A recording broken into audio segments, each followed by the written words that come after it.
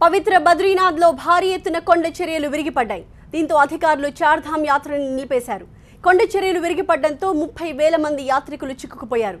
విష్ణుప్రయాగ దగ్గర వాహనాల రాకపోకలు పూర్తిగా నిలిచిపోయాయి.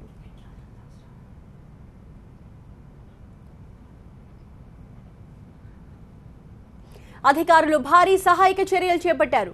బోర్డర్ రోడ్ ఆర్గనైజేషన్ సిబ్బంది కొండ చర్యల్ని తొలగిస్తున్నారు.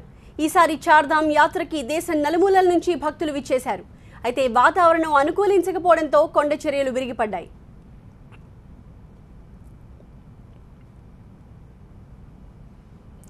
రేపు మధ్యాహ్నానికి కొండ చర్యల్ని పూర్తిగా తొలగిస్తామని జిల్లా కలెక్టర్ వెల్లడించారు. భక్తులు స్థానిక సత్రాల్లో ఆశ్రయం తీసుకోవాలని అధికారులు సూచించారు. చాలా మంది యాత్రికులు రోడ్డుపైనే ఉంటున్నారు. వాహనాలు ముందుకెళ్లే పరిస్థితి లేకపోవడంతో వాళ్ళు చాలా ఇబ్బందులు పడుతున్నారు.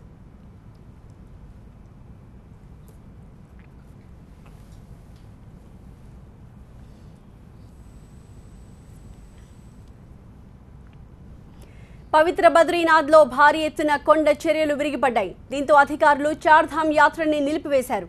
కొండ చర్యలు విరిగిపడడంతో 30,000 మంది యాత్రికులు చిక్కుకుపోయారు. విష్ణుప్రయాగ్ దగ్గర వాహనాల రాకపోకలు పూర్తిగా నిలిచిపోయాయి. అధికారులు భారీ సహాయక చర్యలు చేపట్టారు.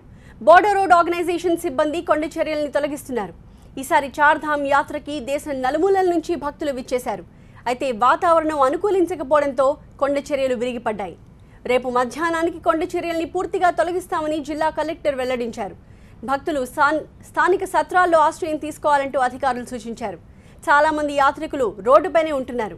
వాహనాలు ముందుకు వెళ్లే పరిస్థితి లేకపోవడంతో వాళ్ళు చాలా ఇబ్బందులు పడుతున్నారు.